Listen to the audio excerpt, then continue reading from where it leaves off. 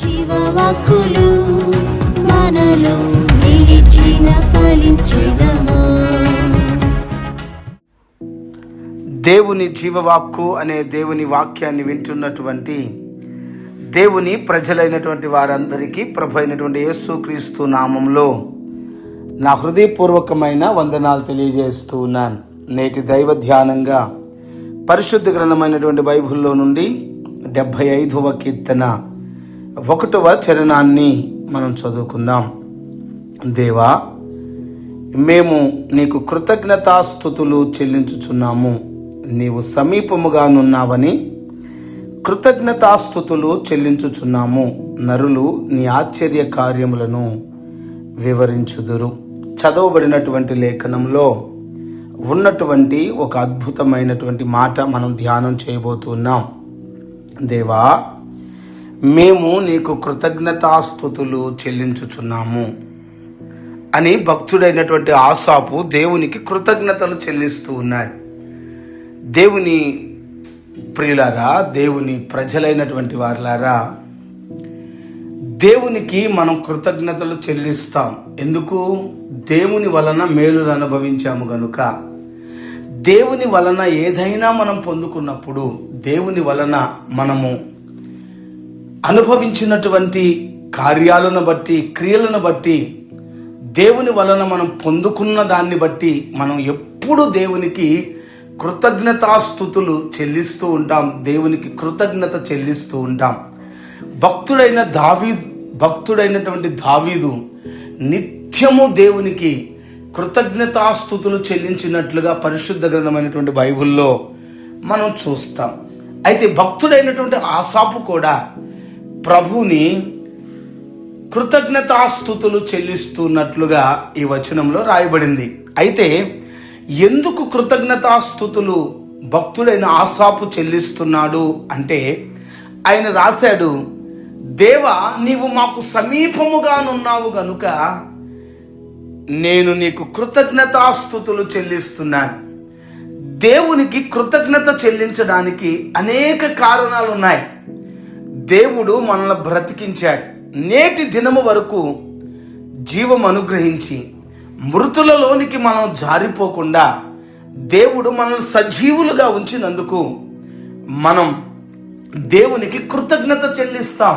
అంతేకాదు, అనేకులు బలహీనులై రోగులై పడి ఉండగా దేవుడు మనల్ని ఆరోగ్యవంతులుగా ఉంచినందుకై దేవునికి మనం కృతజ్ఞత చెల్లిస్తాం. మన పోషణయు పోషణాధారమై ఉన్నటువంటి, మన పోషణకర్త అయినటువంటి దేవునికి మనము నిత్యము కృతజ్ఞత కలిగిన వారమై కృతజ్ఞత చెల్లిస్తూ ఉంటాం. ఒక విషయం కాదు, అనేకమైనటువంటి విషయాల కొరకు దేవునికి నిత్యము మనము కృతజ్ఞత హృదయము కలిగిన వారమై ప్రభుకి కృతజ్ఞతాస్తుతులు చెల్లిస్తూ ఉంటాం. నా ప్రాణమా యెహోవాను సన్నుతించుము, నా అంతరంగమందున్న సమస్తమా ఆయన పరిశుద్ధ నామమును సన్నుతించుము.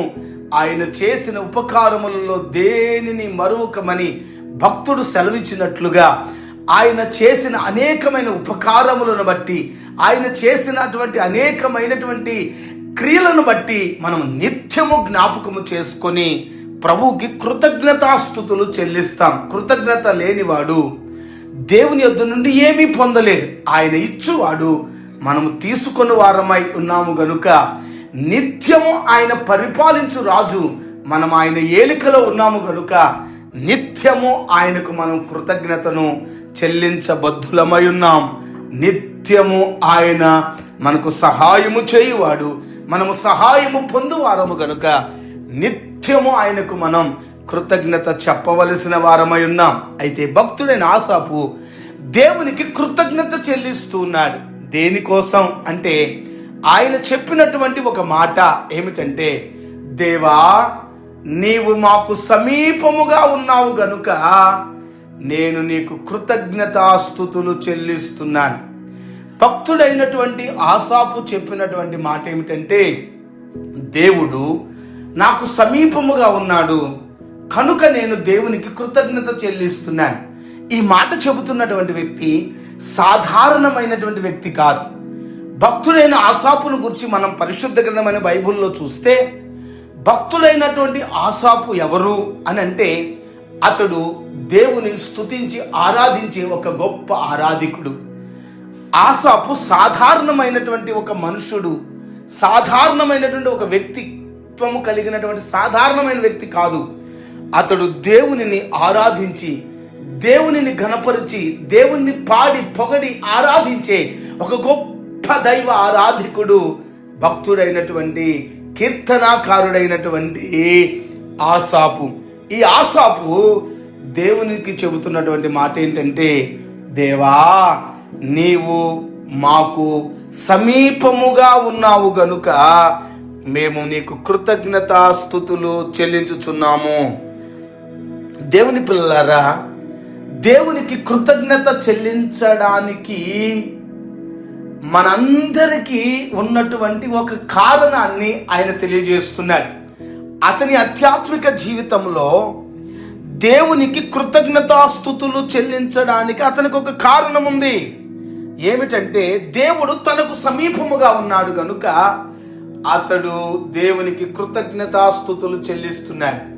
నీవు, నేను, మనము కృతజ్ఞతాస్తుతిని దేవుడికి చెల్లించడానికి అనేక కారణములు, ఎన్నెన్నో కారణాలు, ఎన్నెన్నో విషయాలు, ఎన్నెన్నో విధాలుగా మనం ప్రభువుని స్తుతిస్తూ ఉంటాం. దానిలో ఒక కారణం ఆయన మనకు సమీపముగా ఉన్నాడు అన్న విషయం. దేవుని బిడ్డలారా, దేవుడు మనకు సమీపముగా ఉంటే ఏం జరుగుతుంది అనే విషయాన్ని భక్తుడైన ఆసాపు చెప్పాడు. అయ్యా, నీవు సమీపముగా ఉండటం బట్టి ఆశ్చర్యమైన కార్యాలను జరిగిస్తావు. అదిగో నరులు నీ ఆశ్చర్య కార్యాలను వివరిస్తారు అంటూ భక్తుడైన ఆసాపు కీర్తనలో రాస్తున్నాడు. ఎవరికైతే దేవుడు సమీపముగా ఉంటాడో వారి జీవితంలో దేవుడు ఆశ్చర్యమైన సంగతులను జరిగిస్తాడు. పిల్లారా, దేవుడు నీకు, నాకు, మనకు సమీపముగా ఉన్న ఎడల దేవుడు అనుదినము అనుక్షణము ఆశ్చర్య అద్భుత కార్యములు చేస్తాడు. దేవుడు మనతో సమీపముగా ఉండి, దేవుడు మనకు సమీపముగా ఉండి ఏం చేస్తారు? ఆయన ఆశ్చర్య అద్భుత కార్యములు చేస్తారు. చూడండి, ఇశ్రాయేలు ప్రజలను దేవుడు 40 సంవత్సరాలు అరణ్య మార్గములో నడిపించారు. 1 సంవత్సరం కాదు, 2 సంవత్సరములు కాదు. ఇశ్రాయేలు ప్రజలను 430 సంవత్సరాలు ఐగుప్తు దేశపు బానిసత్వము నుంచి విడిపించి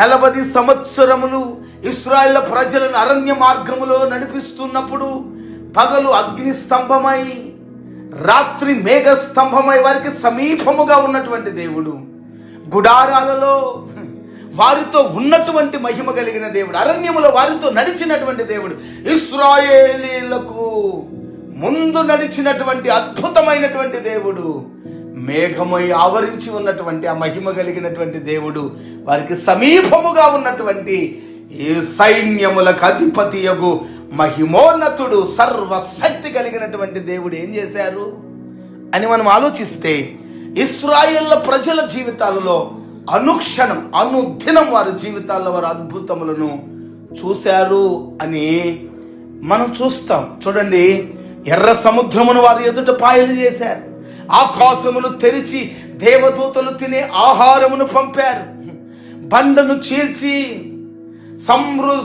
సముద్రము అంత సమృద్ధిగా ఆయన నీళ్లను అనుగ్రహించాడు. ఒక్కరి విషయమా, దేవుడు యోర్దానును ఏకరాశిగా నిలిపివేశాడు, శత్రువులతో యుద్ధము చేసి జయమనుగ్రహించారు. ఆయన అనుదినము అనుక్షణము ఇశ్రాయేలు ప్రజల ఎదుట దేవుడు అద్భుతములు చేశాడు. మారాను మధురముగా మార్చివేశాడు, తూర్పు గాలి చేత పూరేళ్లను పంపాడు. దేవుడు ఎన్నో అద్భుతాలు చేశాడు. పిల్లరా, దేవుడు వారితో కూడా వారికి సమీపముగా ఉండి అద్భుతములు చేశాడు. ఈరోజు నీవు, నేను, మనం దేవునికి కృతజ్ఞతను చెల్లించవలసిన వారమై ఉన్నాం. చూడండి, దేవుని మందిరంలో ఉన్నటువంటి వారు చాలా మంది కృతజ్ఞత లేని వారిగా ఉంటున్నారు. దానికి కారణం వారితో దేవుడు ఉన్నారని వారు ఎరగకపోవడమే. దేవుడు నీతో ఉన్నాడని నీవు తెలుసుకుంటే, దేవుడు నీ పక్షమై ఉన్నాడని, దేవుడు నీ ప్రక్కన ఉన్నాడని, దేవుడు నీకు సమీపముగా ఉన్నాడని నీవు ఎరగగలిగితే, నీ కన్నులు తెరవబడిన కన్నులైతే, నీకు దేవుడు ఇమ్మానుయేలు దేవుడని నీవు ఎరగగలిగితే, నీ విశ్వాసము అంతగా ఉంటే, అదిగో ఆ ఎలీషా కన్నులు తెరిచినప్పుడు ఆ శిష్యుడు ఏ విధంగా అయితే అగ్ని రథములను చూశాడో, ఆ విధముగా నీ కన్నులు తెరవబడిన కన్నులైతే, ఆయన నా కుడి పార్శ్వమున ఉన్నాడు, నేను కదల్చబడినని చెప్పిన దావీదు వలె నీవు నీ కుడి పార్శ్వమున సైన్యములకు అధిపతి యెహోవా, నీ రక్షకుడు, నీ విమోచకుడు అయినటువంటి దేవుని నువ్వు చూడగలిగితే, నీవు ఆయనకి నిత్యము కృతజ్ఞుడవై కృతజ్ఞత కలిగినటువంటి వ్యక్తిగా నువ్వు బ్రతకగలుగుతావు. పిల్లరా, ఈరోజు భక్తుడైనటువంటి ఆసాపు కీర్తనాకారుడు, గొప్ప ఆరాధికుడు, మందసము ఎదుట యుద్ధమునకు వెళుతున్నప్పుడు అద్భుతముగా పాడి పొగడి ఆరాధిస్తూ దేవుని పొందు నాకు ధన్యకరమని పాడిన అద్భుతమైనటువంటి ఆరాధికుడైనటువంటి ఆసాపు చెబుతున్నటువంటి మాట ఏమిటంటే, దేవుడు నాకు సమీపముగా ఉన్నాడు కనుక నేను దేవునికి కృతజ్ఞత చెల్లిస్తున్నాను. దేవుని ప్రజలారా, ఈరోజు నీవు నేను మనము ఆలోచించాలి. దేవుడు నీకు నాకు సమీపముగా ఉన్నాడా? ఉంటే మన కన్నులతో మనం ఆయన్ను చూడగలుగుతున్నామా? దేవుని వాక్యము సెలవిస్తుంది ఆయన ఇమ్మానుయేలని, ఇదిగో సదాకాలమైన మనతో కూడా ఉన్నాడని కదా. నీ అదృశ్యమైన నేత్రములతో, నీ మనోనేత్రములు తెరచి నీవు నీ కుడి పార్శ్వమున నీ దేవుని నువ్వు చూడగలిగితే నీ స్థాయి వేరుగా ఉంటుంది. నీవు నిత్యం ఆయనతో మాట్లాడే అనుభవం కలిగిన వ్యక్తిగా ఉంటావు. నిత్యం ఆయన స్తుతించే అనుభవం కలిగినటువంటి వ్యక్తిగా ఉంటావు. నిత్యము నీవు ఆయనకి కృతజ్ఞత చెల్లించేవాడిగా ఉంటావు. నిత్యము నీ జీవితం అనుదినం అనుక్షణము అద్భుతాలను, అనుదినం అనుక్షణము ఆశ్చర్యమైన కార్యాలను నీ జీవితంలో నీవు అనుభవించగలుగుతావు. పిల్లరా, భక్తుడైన ఆసాపు దేవుడు తనకు సమీపముగా ఉండటాన్ని చూశాడు. ఇంకొక విషయాన్ని మీకు పరిచయం చేయాలని ఆశపడుతున్నాను. జాగ్రత్తగా చూడండి. ఆసాపు దేవునికి కృతజ్ఞత చెల్లించడానికి ముఖ్య కారణం దేవుడు సమీపముగా ఉన్నాడు అన్న విషయాన్ని బట్టి అతడు దేవునికి కృతజ్ఞతాస్తుతులు చెల్లించాడు. పిల్లరా, మనందరికీ తెలిసినటువంటి విషయమే. ఆదికాండం 26వ అధ్యాయం 27, 28 వచనాలు గనక మనం చదువుకుంటే, ఆదికాండం 26వ అధ్యాయం 27, 28 వచనాల్లో ఇస్సాకు యొక్క జీవితపు విధానం ఉంటుంది. ఇస్సాకును గురించి మనకు తెలియనటువంటి విషయం కాదు. ఇస్సాకును దేవుడు గెరారులో నిలిచి ఉండమన్నాడు. ఇస్సాకు గెరారులో నిలిచి ఉన్నప్పుడు, ఇస్సాకు గెరారు అనేటువంటి ఆ ఫిలిప్తీయుల దేశంలో ఇస్సాకు నిలిచి ఉండి దేవుని మాట చొప్పున దేవుని ప్రత్యక్షతతో దేవుడు మాట్లాడినప్పుడు, నేను నీ తండ్రి అయిన అబ్రహాము దేవుడను, ఈ కరువు కాలంలో నీవు ఈ ప్రదేశాన్ని విడిచిపెట్టకుండా నీవు ఈ గిరారులో నిలిచి ఉంటే నేను నిన్ను ఇక్కడ ఆశీర్వదిస్తాను అని చెప్పినప్పుడు, ఆ గెరారు దేశంలోనే అతడు స్థిరుడై నిలిచి ఉన్నప్పుడు, అతడు ఆ సంవత్సరం పంట వేయగా ఆ పంట 100 వచ్చినప్పుడు అతడు మిక్కిలి గొప్పవాడగు వరకు క్రమక్రమముగా వృద్ధి పొందెను అని పరిశుద్ధ గ్రంథమైనటువంటి బైబిల్లో మనం చూస్తాం. ఇస్సాకును దేవుడు గెరారు దేశంలో కరువు కాలంలో ఇస్సాకును దేవుడు ఆశీర్వదించాడు. దానికి గల కారణం అతని స్థిరత్వం, అతడు దేవుని మాటను బట్టి నిలిచి ఉండినటువంటి అతని విధేయత అని మనం చెప్పక తప్పదు ప్రియులారా. ఆ తర్వాత అతడు బేర్షెబా అనే ప్రాంతానికి వెళ్ళి అక్కడ గుడారమును వేసి, అతడు అక్కడ ఉన్నటువంటి సమయంలో అబీమెలెకు అనేటువంటి రాజు అతని దగ్గరకు వచ్చి అతనితో సమాధాన పడుతున్నటువంటి పరిస్థితిని మనం చూస్తాం. ఇస్సాకు యొక్క పరిస్థితి ఏంటంటే, అబ్రహాము తోవించినటువంటి బావులను శత్రువులు పూడ్చివేసినప్పుడు మరలా ఆ బావులను ఇస్సాకు యొక్క పనివారు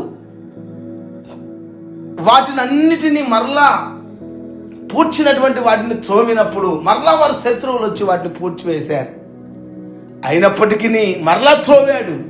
పిల్లలు మీరు తెలుసుకోవాలి, అక్కడి నుండి ఆ గెరారు ప్రాంతమును విడిచి బేర్షెబా అనే ప్రాంతానికి వచ్చి అక్కడ ఉన్నప్పుడు ఇదిగో అక్కడ యెహోవాకు బలిపీఠము కట్టి ప్రార్థన చేసి ఆ ప్రాంతములో బేర్షెబా ప్రాంతములో నివసిస్తున్నప్పుడు అబీమెలెకు అనేటువంటి రాజు వచ్చి, ఆ గెరారు రాజు, ఫిలిప్తీల రాజు, ఆ ప్రాంతంలో నివసిస్తున్నటువంటి ఆ రాజు వచ్చి, అప్పటి వరకు ఇస్సాకుకు జలలు గల ఓటలు వస్తున్నప్పుడు వ్యతిరేకించిన ఆ ప్రజలు ఆ ప్రాంతపు ఫిలిప్తీలు వచ్చి ఏమంటున్నారు తెలుసా? కొంతమంది స్నేహితులను తనతో కూడా రాజుతో కూడా కొందరు తీసుకొని వచ్చి ఇలా అంటున్నాడు. ఏమో తెలుసునా?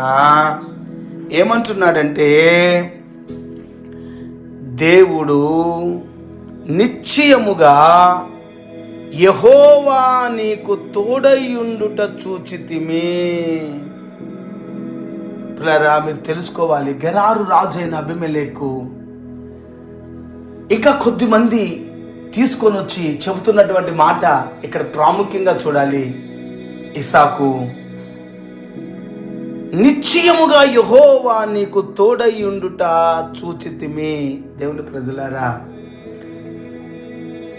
ఆసాపు చెబుతా ఉన్నాడు, దేవుడు సమీపముగా ఉన్నాడు నాకు, అందుకై నేను దేవునికి కృతజ్ఞత చెల్లిస్తున్నాను. దేవుడు నాకు సమీపముగా ఉండి ఆశ్చర్యమైన కార్యాలు చేశాడు, ఆశ్చర్యమైన కార్యాలు నేను వివరిస్తున్నానంటూ ప్రజలు ఆయన ఆశ్చర్య కార్యాలు వివరిస్తారు అని కీర్తన రాసుకుంటున్నాడు. ఇదిగో ఇక్కడైతే ఇస్సాకు యొద్దకు వచ్చి శత్రు దేశపు రాజు, మీకు ఒక్క మాటలో చెప్పాలంటే ఫిలిప్తీయులు అనగా ఓర్చుకోలేని వారు. ఎలాంటి వారు ఓర్చుకోలేరు? దేవుని ప్రజల ఆశీర్వాదాన్ని ఓర్చుకోలేక, అతని ఎదుగుదలను ఓర్చుకోలేక, అతని అభివృద్ధిని ఓర్చుకోలేక, వారు వస్తున్నటువంటి జలలను వస్తుంటే వారి బావులను పూడ్చినటువంటి వారు. అలాంటి వారు వచ్చి ఇస్సాకుతో అంటున్నారు, ఇస్సాకు, నీతో నీ దేవుడైన యెహోవా నీ ప్రక్కన ఉండుట మేము చూసాము. నిశ్చయముగా నీ దేవుడైన యెహోవా నీకు తోడై ఉండుట మేము చూసాము అని. ఈరోజు దేవుని పిల్లలైనటువంటి వారు ఎంతమంది ఉన్నారు? దేవుని దైవజనులు ఎంతమంది ఉన్నారు? ఈరోజు మనం ఆధ్యాత్మికంగా రేపపడవలసిన ఒక విషయం ఏమిటంటే, మనం చెప్పుకుంటున్నాం, మనం అందరం చెప్పుకుంటున్నాం, నాకు ఒక వాగ్దానం కార్డు వచ్చిందండి, ఒక దైవజనుడు వచ్చి నాకు ప్రవచనం చెప్పాడండి, దేవుడు నాకు తోడై ఉన్నాడని అని మనం చెప్పుకుంటున్నాం. కానీ ఇక్కడ ఇదిగో శత్రువులు, ఇశ్రాయేలీలకు శత్రువులుగా ఉన్నారు ఫిలిప్తీయులు. ఫిలిప్తీయుల దేశం యొక్క గెరారు అనే దేశం యొక్క ఫిలిప్తీయుల రాజు అయినటువంటి అబీమెలెకు వచ్చి చెప్తున్నటువంటి మాట ఏంటో తెలుసా? ఇదిగో నీ దేవుడిని యెహోవా నీకు తోడై ఉన్నాడు. దేవుని ప్రజలారా, ఇస్సాకుకు దేవుడు తోడయుండుట అన్యజనులైనటువంటి వారు చూస్తున్నారు. మనము మన చక్కలకెళ్ళి మనమే పెట్టుకుంటున్నాం, మన డబ్బా మనమే కొట్టుకుంటున్నాం, మనకు దేవుడు తోడున్నాడని మనమే చెప్పుకుంటున్నాం.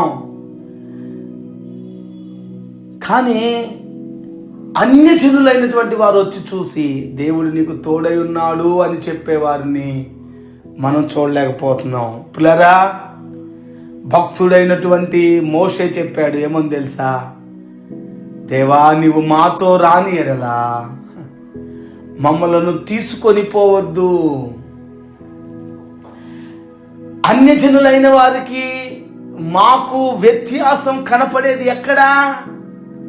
అన్యజనులైన వారికి మాకు వ్యత్యాసం కనపడేది, అన్యజనుల్లో నుండి నీవు మమ్మల్ని ప్రత్యేకపరిచేది ఎక్కడ ప్రభువా? చూడండి ఒకసారి ఆ మాట మీకు చదివి వినిపిస్తాను. నిర్గమకాండం 33:16. మీరు అందరూ ఆ అధ్యాయాన్ని అందరికి తెలిసిన విషయమే కదా. నువ్వు మాతో రాని ఎడల మమ్మల్ని తీసుకొని పోవద్దని మోషే అడుగుతున్నటువంటి ఆ సందర్భాలలో రాయబడినటువంటి మాట, మా ఎడల నీ ప్రజల ఎడల నీ కటాక్షం కలిగినదని దేని వలన తెలియబడును? నీవు మాతో వచ్చుట వలనే కదా. నిర్గమాకాండ 33:16 చదువుతున్నాను. మీతో వచ్చుట వలనే కదా. అట్లా మేము అనగా నేనును నీ ప్రజలను భూమి మీద ఉన్న సమస్త ప్రజల నుండి ప్రత్యేకింపబడదామని అతనితో చెప్పాను. పిల్లలు మీరు అర్థం చేసుకోవాల్సిన విషయం, దేవునితో మోషే అంటున్నటువంటి మాట, అయ్యా అన్యజనులైనటువంటి వారికి మాకు ఉన్నటువంటి ప్రత్యేకత ఏంది? అన్యజనుల్లో నుండి మేము ప్రత్యేకింపబడిన వారికి ఎట్లా కనపడతాం? మీ సన్నిధి మాతో ఉంటే మేము ప్రత్యేకింపబడిన వారం కదా. మీ సన్నిధి లేకపోతే వారికి మాకు తేడా ఏంటి? వారు మేము ఒకటే కదా.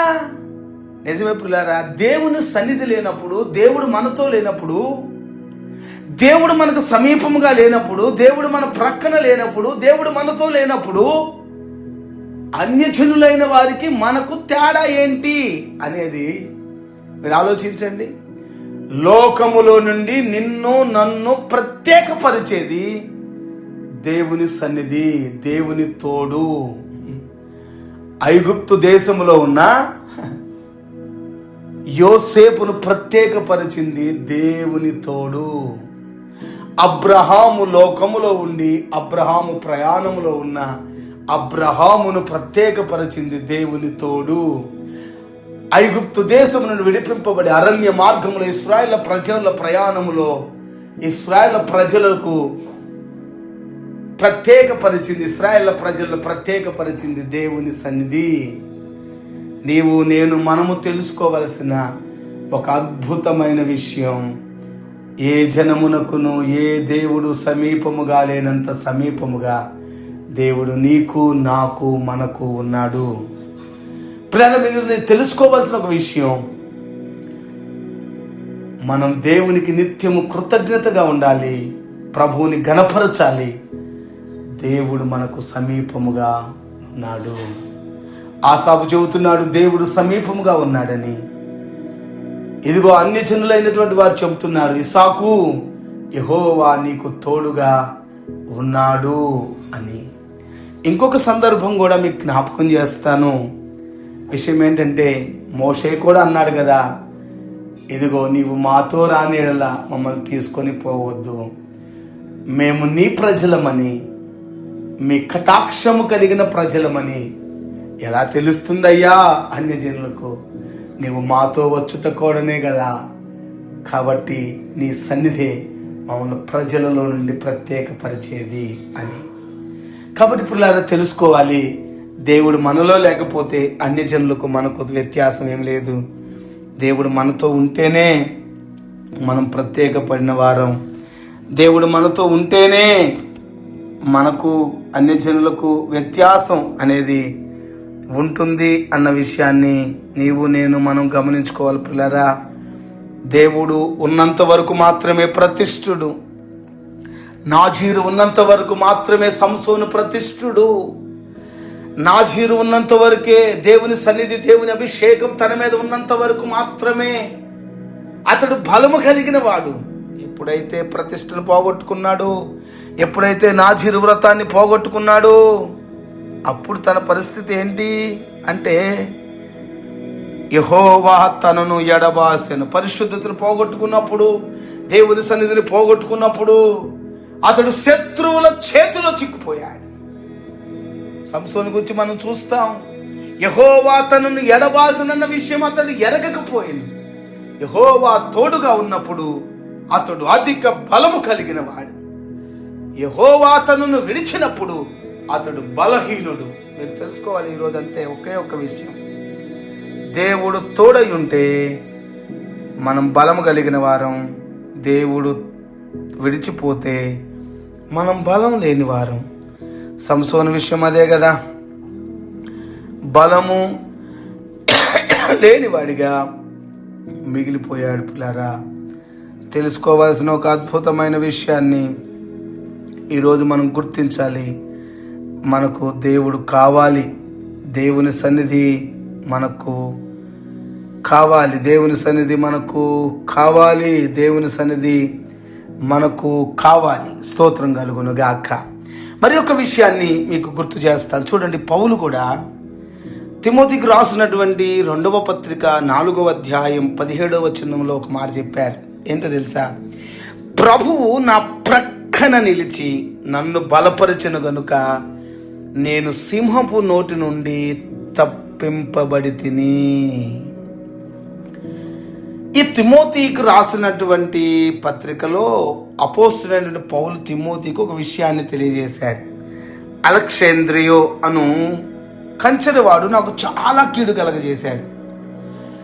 పౌలు పరిచర్యలో చాలా మంది సహకారుల గురించి రాశాడు. అబ్బో, నా పరిచర్యలో నాకు సహకరించినటువంటి వారు ఎంతో మంది ఉన్నారు, వారి పేర్లన్నీ జీవ గ్రంథంలో రాయబడతాయి అని చెప్పుకొచ్చాడు కదా. మనం చూస్తాం పరిశుద్ధ గ్రంథంలో చాలా విషయాలు రాశారు. అలాగే అలెగ్జాంద్రియు అనువాడు ఆయనకి ఏం చేశాడంటే కీడు చేశాడు.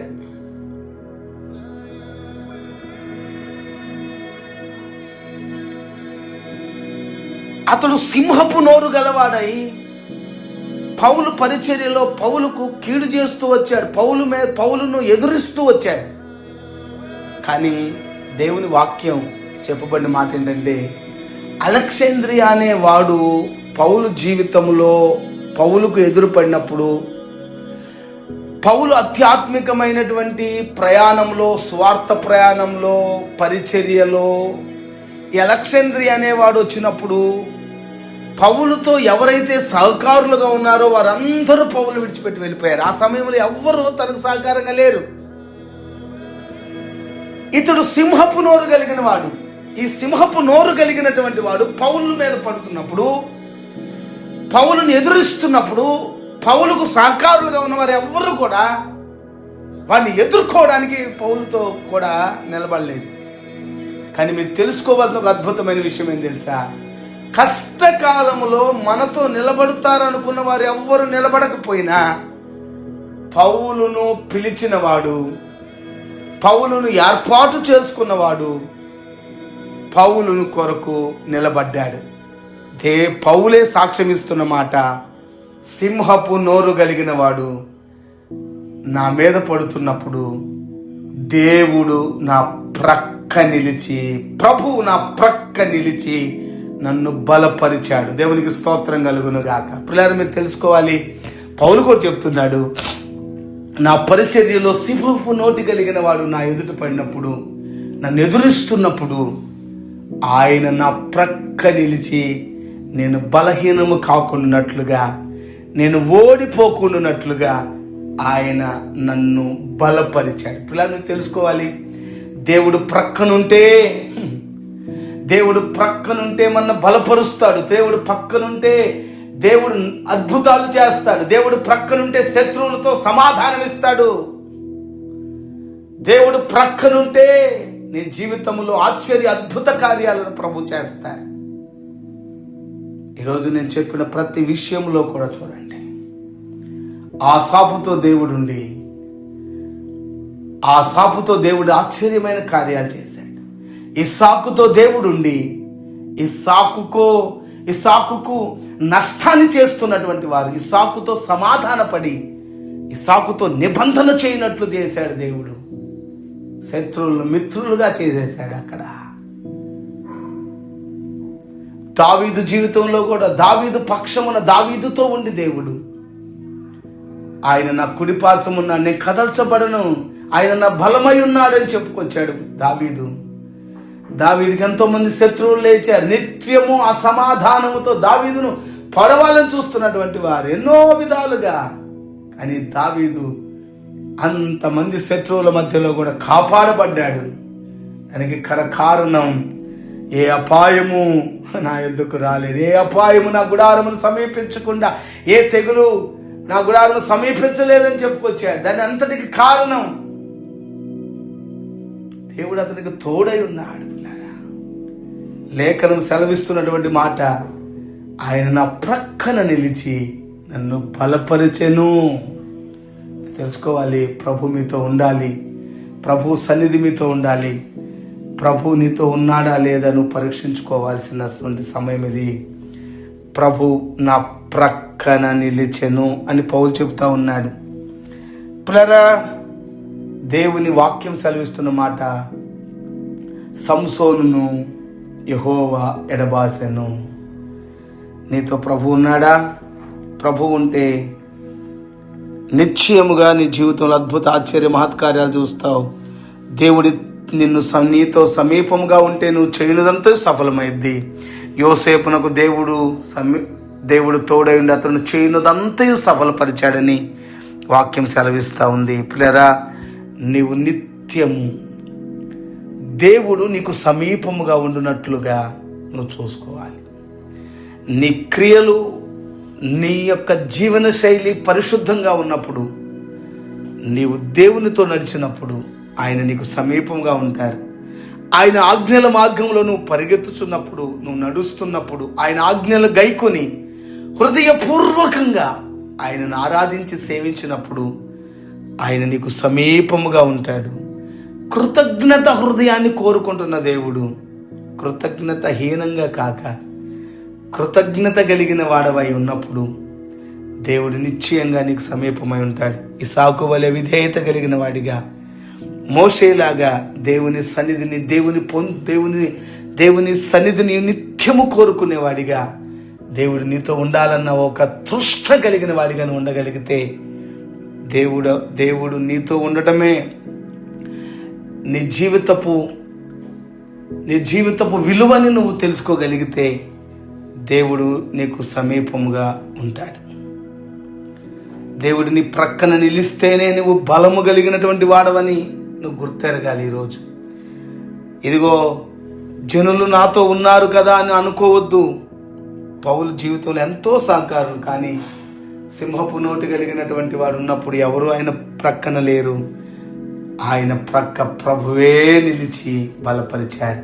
ఇంకా పరిశుద్ధ గ్రంథం బైబిల్లో చూస్తే అపోస్తులకు ఆయన సహకారి అయి ఉండి వెనువెంట ఉండి అద్భుతములు చేశాడని వాక్యం సెలవిస్తుంది. ఆయన వెనువెంట ఉండి అపోస్తులకు వెనువెంట ఉండి అద్భుతములు చేశాడని పరిశుద్ధ గ్రంథం బైబిల్. ఇంకా ఎన్నో విషయాలు ఉంటాయి. కాకపోతే పిల్లలు మీకు చెప్పే మాట ఏంటంటే, నీకు ఆయన సమీపముగా ఉన్నాడు అన్న విషయాన్ని నువ్వు తెలుసుకోవాలి. నీ అదృశ్యమైన కన్నులతో నీకు సమీపముగా ఉన్న దేవుణ్ణి చూస్తూ, నీ ఆధ్యాత్మిక జీవితంలో అనుదినం అనుక్షణం అద్భుతములు అనుభవిస్తూ, నిత్యం ఆయన సన్నిధిని కలిగిన వ్యక్తిగా, ఈ లోకంలో ఒక ప్రత్యేకమైన వ్యక్తిగా బ్రతకాలని దైవజనుడిగా ప్రకటిస్తూ ప్రార్థన. పరిశుద్ధుడా, ప్రేమ కలిగిన మా తండ్రి, మీ సన్నిధి మాత్రమే, మీరు మాతో ఉండుట మాత్రమే మమ్మల్ని ప్రత్యేకపరచగలదు నాయన. మీరు మాతో ఉండండి. మీ సన్నిధి, మీ ప్రభావం, మీ మహిమ మమ్మల్ని కమ్ముకొనును గాక నాయన. మీరు మాతో అడుగులు వేయండి ప్రభువా. మిమ్మల్ని ప్రభు ఎక్కడ దుఃఖపరచకూడదు. సంసోను ప్రభువా మిమ్మల్ని దుఃఖపరిచి పాపము చేసిన ఆయన మీరు తన్ను ఎడబాసినన్న విషయం కూడా గ్రహించలేకపోయాడు. ఈరోజు వాక్యం ఇస్తున్నటువంటి ప్రజలైనటువంటి వారందరూ ప్రభువా, వారితో నీవు ఉన్నావా లేదా అని చూసుకోవడానికి సహాయం చేయండి. మీరు మాతో నిత్యము అడుగులు వేయగలుగునట్లుగా నిత్యము పరిశుద్ధతను కాపాడుకొనొచ్చు ప్రభువా. మా కన్నుల ఎదుట మా కుడి పార్శ్వమున మిమ్మల్ని కలిగి ఉండడానికి మాకు సహాయం చేయమని యేసు నామములో ప్రార్థిస్తున్నాం తండ్రి, ఆమేన్. ఆయన జీవవాక్కులు మనలో నిలిచిన ఫలించిన